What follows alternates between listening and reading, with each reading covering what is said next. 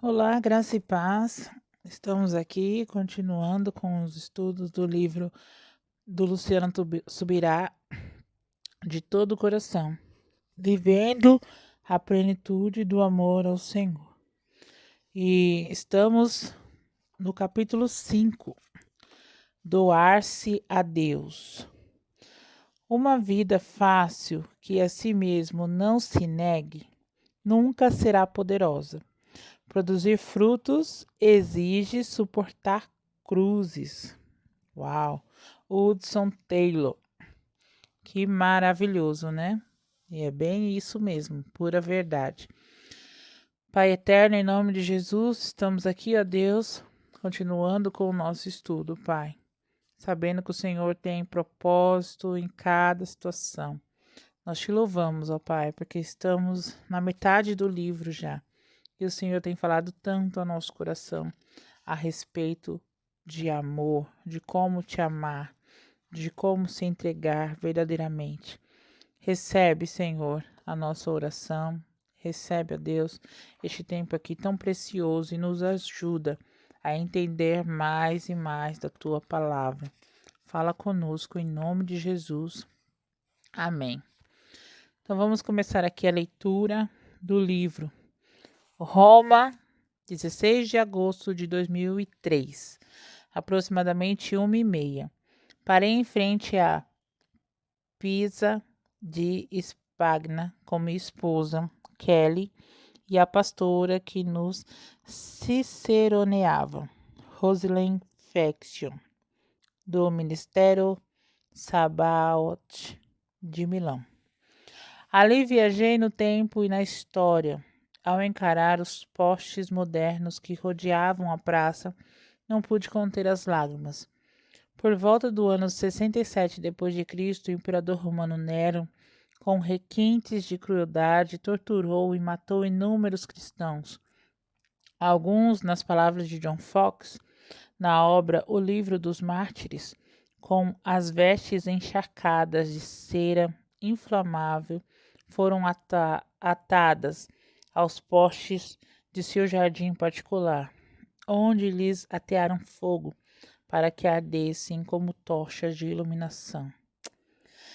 Mesmo não estando no jardim de Nero, que fica no Vaticano, projetei corpos inocentes em chamas naqueles postes. Eu imagino também o quão doloroso, quão cruel isso foi. Ao revisitar a história, chorava fortemente. Imaginei não apenas a dor que os mártires sentiram pelo tipo cruel de assassinato, mas também a tristeza da separação provada pelas famílias. Além disso, meditei no quanto o sangue dos santos que se doaram à causa do Evangelho deve ter edificado poderosa e drasticamente a Igreja de Cristo daquele tempo.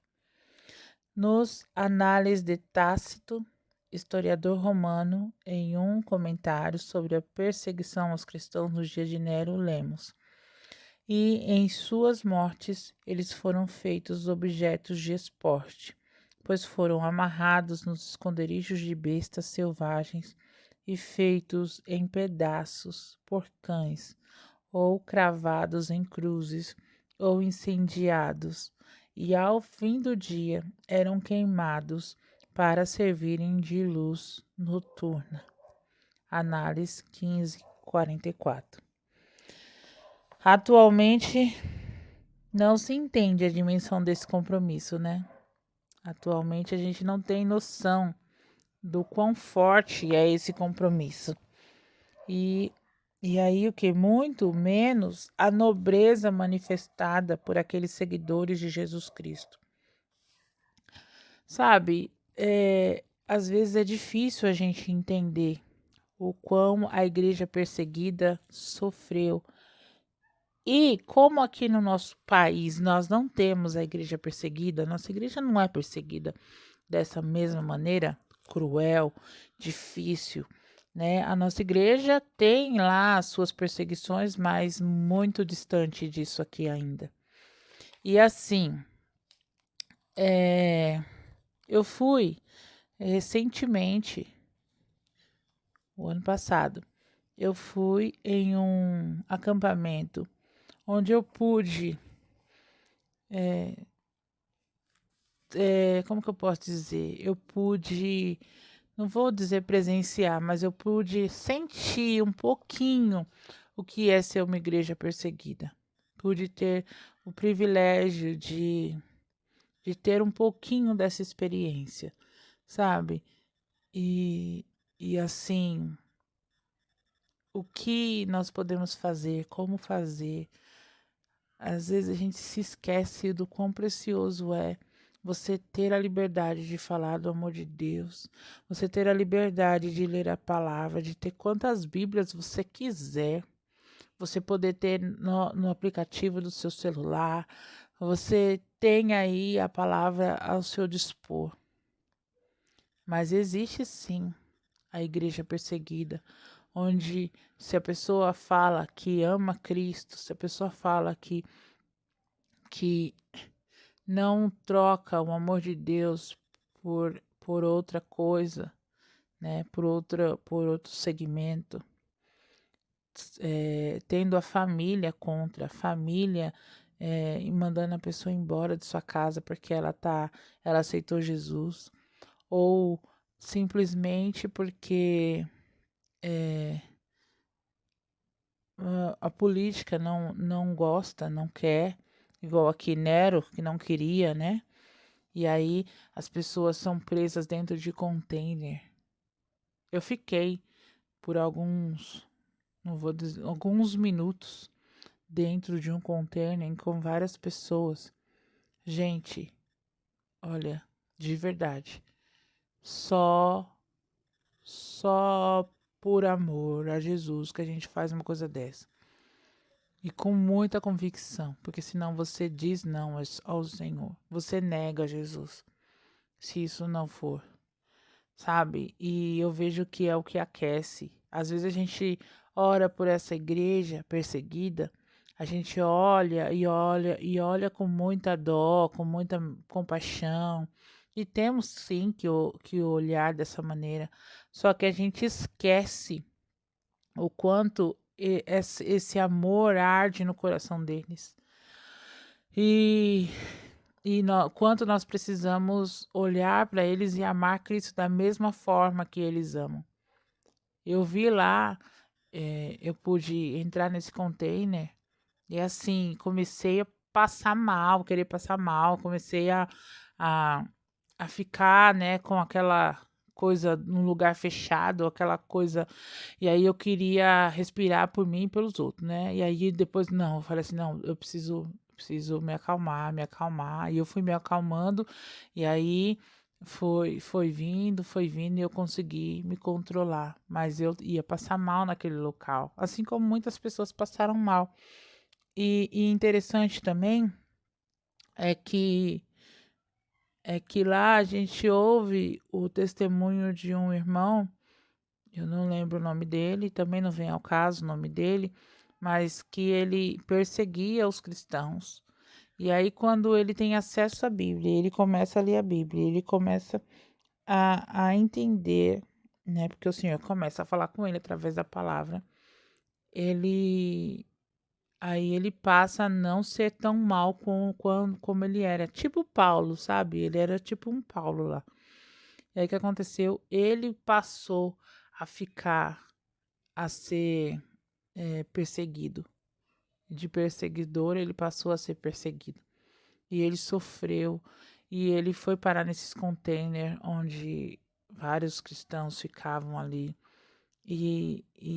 Mas ele não negou a fé, sabe? Ele foi um tipo Paulo mesmo. E foi muito interessante ouvir aquela história de saber que isso não é nada.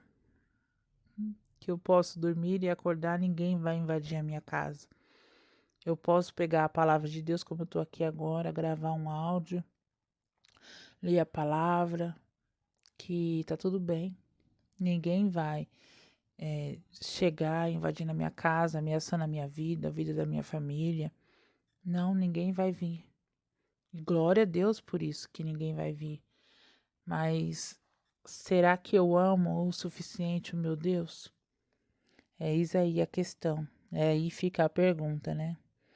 Hebreus fala sobre alguns cuja vida o mundo não era digno. Está lá em Hebreus 11:38. Vamos ler. 11:38, que diz assim: O mundo não era digno deles. Vagaram pelos desertos e montes, vivendo em cavernas e em buracos na terra. E foi isso que senti naquele dia. Tive a certeza de que o mundo jamais entenderá plenamente a atitude honrosa daqueles santos, nem saberá corresponder com dignidade. Sempre pensei que não seria difícil morrer por Jesus, uma vez que o crente não tem medo da morte. Muitas vezes brinco ao citar um pregador que ouvi: o crente não morre, é promovido e transferido. Ele deixa de trabalhar na filial, vai lá para a matriz e fica mais perto do patrão. Bênção, né? Contudo, das escadarias da praça da Espanha, percebi o momento da morte por outro ângulo, a dor da separação familiar. Pensei em meus filhos, Israel e Lissa, que estavam com 5 e 2 anos de idade, respectivamente. Eles não nos acompanharam na viagem, estavam no Brasil, no casa dos meus sogros. Algumas questões me incomodaram. Como seria se eu morresse naquele momento? Como seria partir sem poder despedir-me de meus filhos? Qual seria minha própria atitude diante da morte, tendo em vista o fato de que não poderia mais oferecer meu colo de pai aos meus filhos, nem os encaminhar na vida, nem suprir suas necessidades, nem providenciar alguém que os educasse? Não por mera conclusão racional e lógica, mas por revelação interior, admiti que é necessário muita fé e consagração para entregar-se ao martírio.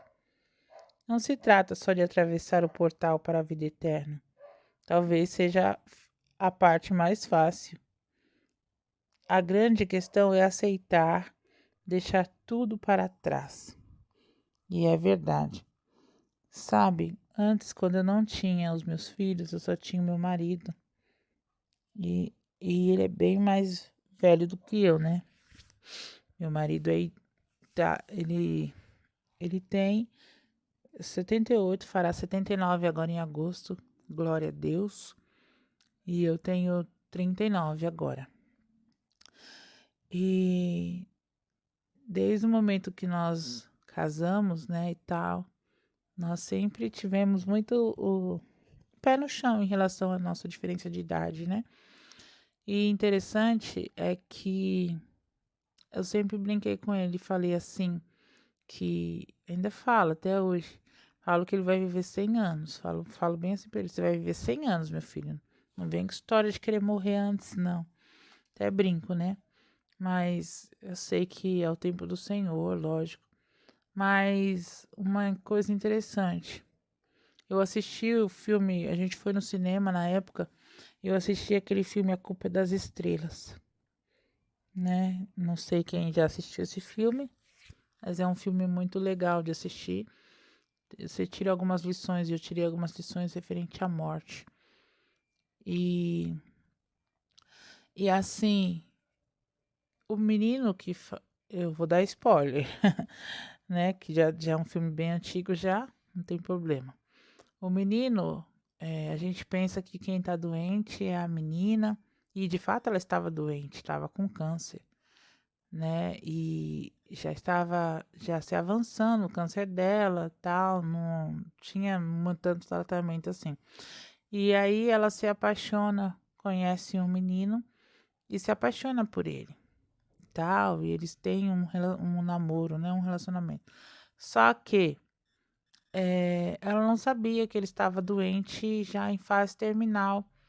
E porque na mente dele ele estava curado. E de fato, eles tinham feito todo o tratamento e estava curado.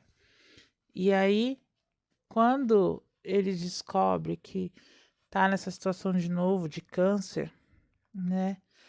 A gente fica muito triste. E ela também, e ele morre, é ele quem morre no filme, né? E ela fica muito abatida, muito triste, e todo mundo fica, sabe? E eu, aí quando eu do, saí do cinema na época, eu lembro, eu comecei a chorar, e eu não parava de chorar, e ele, por que que você tá chorando? Né? E eu falei assim pra ele, porque a morte é tão dolorida, né? E falei pra ele, eu tenho medo que você morra. Medo assim, não que eu não saiba pra onde que ele vai, não que eu não saiba, né, que ele vai pro céu, vai pra um lugar super top, né, se de repente ele morre, mas isso, eu também tava nessa questão aqui, que nem o Luciano tá falando agora. E se eu morro também e deixo você aí, né, e tal. Aquela preocupação boba que não deveria ser preocupação, sabe? E os nossos filhos né, eu não lembro se eu já tinha filhos, mas eu acredito que já. Porque eu lembro que eu já tinha carro, e quando eu já tinha carro é porque eu já tinha filho. E eu acho que eu até deixei o filho com a mãe para poder sair com o marido. E eu lembro que eu falei isso para ele. Eu falei assim: e se acontece alguma coisa e como é que fica? E eu lembro que eu até orei naquele momento. Eu falei: Senhor, quando for para o Senhor levar o meu marido, que o Senhor fale para mim, não, não, não deixa, não deixa eu ser pega de surpresa. Eu sei que o Senhor não tem obrigação nenhuma de avisar nada, mas eu sei que o Senhor pode tranquilizar o meu coração e não me deixar angustiada, porque eu vou ficar sozinha e eu sei que eu vou ficar com muita falta. Eu vou sentir muita saudade. E, e o quanto ele é muito especial na minha vida. Eu falei isso pro Senhor. É, mas a morte é algo muito difícil de se lidar, né? De lidar. E quando pessoas especiais como o marido, filho, você fica assim, questionando, né? E querendo uma atenção especial de Deus. Foi igual quando minha mãe também teve Covid e estava internada. E aí eu lembro que a gente internou a minha mãe, foi logo no começo do Covid. E o meu irmão estava sentindo tanta culpa de ter internado a minha mãe, mas era necessário, porque não tinha o que fazer, não tinha como fazer, não tinha como agir. Se minha mãe não tivesse sido internada, ela teria morrido, essa é a verdade. Porque não tínhamos respirador, né? E ela pôde ficar lá no oxigênio e tal, recebendo o tratamento. Mas quando a gente eu orava e eu falava assim, eu vou insistir, eu vou ser aquela criança é, que pede pro pai, sabe? Aquela criança que insiste, que faz birra, que eu lembro que eu falei isso e, e eu orava incessantemente em cima do versículo: Pedi e dar-se-vos-á, buscai e achareis, batei e a porta se abrirá e abre-se-vos-á. Que quem pede, recebe, quem busca, encontra, né? E eu orava incessantemente em cima desse versículo e eu falava assim para o Senhor: Senhor, minha mãe não, Senhor, agora não, minha mãe não. E assim, se o Senhor levar a minha mãe agora, meu irmão tá se sentindo todo culpado, porque foi ele que levou a minha mãe para ser internada. O que que vai ser do meu irmão? Eu falava assim para o Senhor, o que vai ser do meu irmão? Mas ao mesmo tempo eu também não estava preparada para perder minha mãe desse jeito. Eu falava para o Senhor, eu falei, Senhor, a gente não vai conseguir se despedir da minha mãe, a gente não vai conseguir fazer o culto fúnebre que a gente que ela tanto fala muitas vezes, apesar de ser que ela fala que quer que cante o hino ao Deus de Abraão louvai, né? Tem algumas coisas que ela quer que faça. Eu sei que ela não vai estar vendo nada disso, vai estar num lugar tão melhor, mas eu sei o quanto isso é importante, a honra, né? Também tenho certeza que muitas pessoas vão se convertem, vão poder ouvir a palavra do Senhor, pessoas que talvez nunca entraram numa igreja, vão entrar numa igreja. E como que vai ser? Eu falava isso para o Senhor. Eu lembro disso. E o Senhor ouviu as minhas orações. Não só as minhas, mas de todos os irmãos que oraram, intercederam. Interessante que eu estava também com Covid, mas eu orava incessantemente pela vida da minha mãe. Eu nem orava por mim, de verdade, pedindo a minha cura. Eu só fui cair em si que eu estava doente, assim, depois que de fato eu tive uma piora. E aí não cheguei a ser internada, né? Nem precisei ir ao médico. Mas aí que caiu a ficha, você também tá doente. E eu lembro que aí eu orei também, pedi a cura, porque eu tava com arritmia cardíaca. E eu jurava que eu tava tendo um infarto. E eu creio que eu estava. Mas eu nem cheguei no médico. Mas eu só lembro que eu pedi a cura e o Senhor me curou. Porque eu nunca mais tive arritmia cardíaca.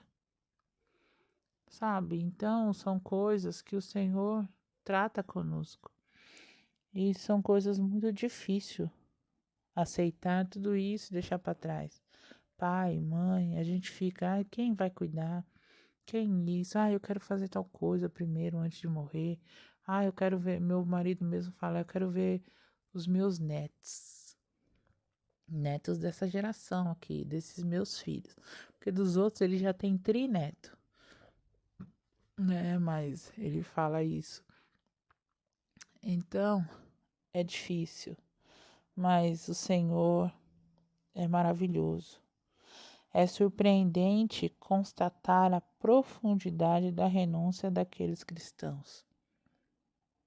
É, porque eles disseram não a todas essas coisas que eu estou falando aqui para vocês. Disseram não aos seus familiares, aos seus filhos, disseram não ao seu cônjuge, disseram não a essa vida terrena. Para quê? Para dizer sim ao Senhor, para morrer por Cristo. Eles não temeram a morte. E, e de verdade eu não temo a morte, não mais como antes. Eu vejo a morte como algo mais tranquilo. A minha, entendeu? A minha. Eu acho que é mais difícil eu encarar a morte dos outros. Mas a minha, se o Senhor quiser me levar hoje, eis-me aqui, Senhor. Sabe assim? Eu me dou, eu me entrego. Eu quero ir pro céu, que eu sei que é um lindo lugar. Aqui nós somos forasteiros em terra estranha, né? Mas eu sei que encarar a morte dos outros é mais difícil. Mas é preciso também, né? Mas o modo com que fizeram isso constrange os nossos corações. A tradição aponta que muitos morriam cantando. Já pensou? Você tá ali louvando a Deus e morrendo, louvando até o fim. Quando um abandonava o cântico e passava a gritar, por não aguentar mais a dor e o calor das chamas. Outro continuava a música, exatamente do mesmo trecho em que o anterior havia parado. Já parou para pensar? Que cena é essa? Não tem como você parar para pensar numa cena dessa. Tem um ali e aí ele tá cantando aqui. Se em luta estou, ele é a paz. Aí começa a gritar porque tá doendo, tá doendo. Aí o outro de lá começa, se abatido estou, força me dá. E aí começa a chama a vir e vem o outro, sabe? Isso é muito de Deus. Com profunda dor no coração, pedi ao Espírito Santo que me ensinasse mais sobre consagração. Em seguida, renovei cada voto que já havia feito ao Senhor. Na mesma viagem pela Itália, também tive o privilégio de conhecer o Coliseu. Muitos dos primeiros crentes entregaram honrosamente sua vida ali. Da mesma forma, vários louvavam ao Senhor enquanto aguardavam ser devorados pelos leões. Isso é que é consagração. Isso é que é amor. No ensino bíblico, há uma relação entre amor e entrega de vida. Com certeza. Observa aí Romanos 5, versículo do 6 ao 8. Vamos ler aqui. Abre aí a sua Bíblia. Do 6 ao 8. Quando estávamos totalmente desamparados, Cristo veio na hora certa e morreu pelos pecadores. Mesmo que fôssemos justos, realmente não esperaríamos que alguém morresse por nós, embora alguém tivesse coragem de morrer por uma pessoa boa. Deus, no entanto, mostrou seu grande amor por nós, enviando Cristo para morrer por nós, enquanto ainda éramos pecadores. O amor de Deus ficou provado quando Cristo morreu por nós. A Bíblia, entretanto, estende essa conexão entre amor e morte, ao que nós devemos fazer por Ele e por nossos irmãos. Dar a própria vida é a mais elevada expressão de amor, seja ao Senhor, seja ao próximo. 1 João 3:16. Nós sabemos o que é o amor verdadeiro pelo exemplo de Jesus Cristo, a dar a sua vida por nós. E, portanto, nós devemos dar a nossa vida pelos nossos irmãos em Cristo. João 15:13 também fala sobre isso. Vamos ler. João 15, verso 13. E esta é a maneira de medir o amor. O maior amor é demonstrado quando uma pessoa entrega a vida pelos seus amigos. Então, quando falamos de amar a Deus, precisamos entender o que está implícito, que é o quê? Entrega de vida. Enquanto não há disposição em doar a vida por causa do Senhor, ainda não se alcançou o amor que a Bíblia ensina, o amor que o próprio Cristo ensinou na cruz. Em Imitação de Cristo, obra literária considerada um dos mais belos frutos da piedade mística medieval, Tomás de Kempis afirma: bem-aventurado é aquele que entende o que significa amar a Jesus e desprezar a si mesmo por amor a Cristo. Você deve deixar para trás tudo o que ama por amor ao seu amado, porque Jesus deve ser amado acima de todas as coisas.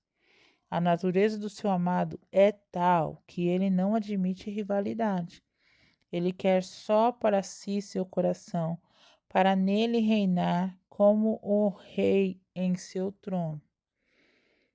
Então, nós somos chamados a demonstrar amor ao Senhor mediante nossa decisão pela morte, pela rendição completa, tá vendo?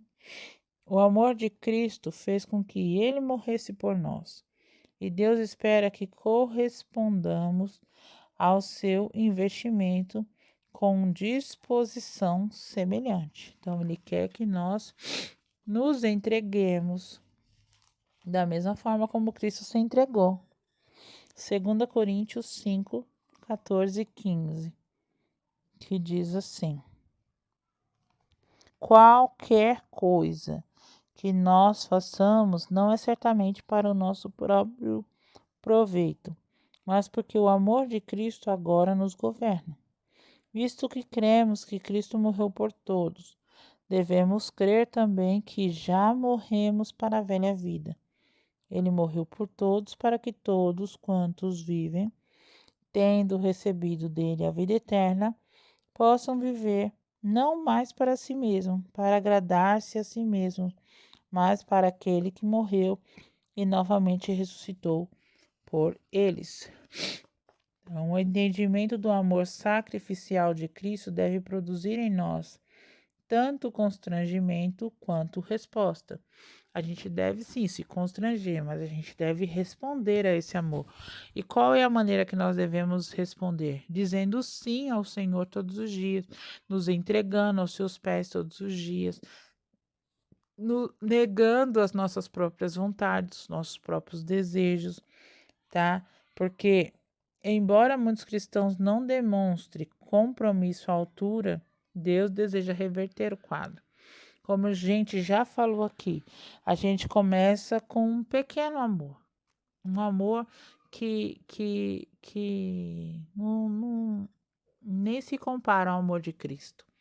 A gente começa com esse pequeno amor, mas conforme a gente vai caminhando com Cristo, conforme a gente vai entendendo quão maravilhoso o Senhor Jesus foi, e sempre será para conosco, esse amor ele vai crescendo. É automático. Não tem como você olhar para essa história tão linda, de uma entrega, uma renúncia tão especial, e você não se entregar e se derramar. Você pode, a princípio, sim, dizer não, vou fazer da minha jeito, vou fazer conforme a minha vontade. Você pode, sim, mas é impossível você se manter firme, porque vai ser um constrangimento muito grande e você vai acabar dizendo sim. Então, Deus deseja reverter o quadro. Creia, eu creio também, que o Espírito de Deus há de levantar um povo no meio do seu povo. Esse grupo será tomado por paixão e servirá a Jesus até as últimas consequências. Essa é a vontade do Senhor. Que nós nos entreguemos, que nós nos derramemos na presença dEle e nos apaixonemos por Ele todos os dias da nossa vida. Nós precisamos disso.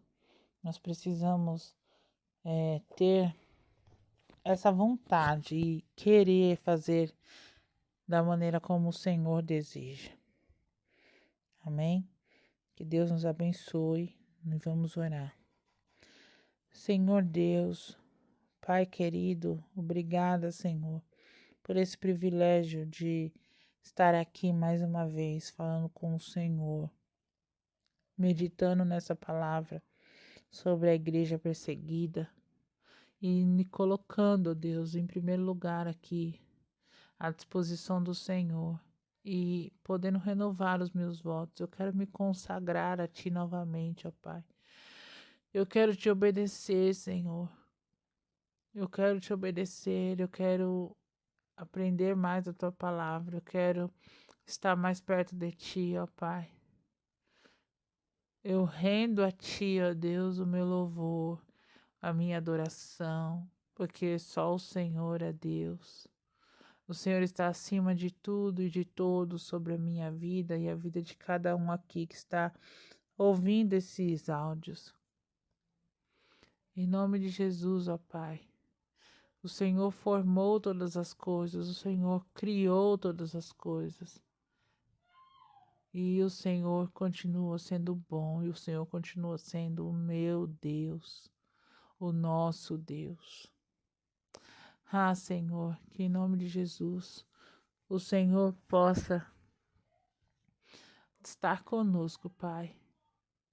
Cuida, Senhor, da minha vida e me ajuda a dizer não às minhas próprias vontades, às minhas inquietações, Senhor. O meu coração anseia, Pai, em ver a Tua glória, em caminhar com o Senhor. E ver, ó Pai, o quanto isso é importante, estar contigo, seja onde for, ó Deus. Mas que em nome de Jesus, ó Pai, a minha vida seja um louvor a Ti. Cada momento, ó Deus, possa ser um acorde especial. Cada mês um hino novo e cada ano uma sinfonia, Senhor. Que a minha vida seja de louvor, adoração, agradando o Teu coração, ó Deus. Que a vida de cada um aqui possa ser dessa maneira, Pai. Possa ser dessa maneira. Ah, Senhor, porque é assim que nós queremos estar. Amar ao Senhor sobre todas as coisas. E lembrar a Deus que não importa a circunstância, não importa.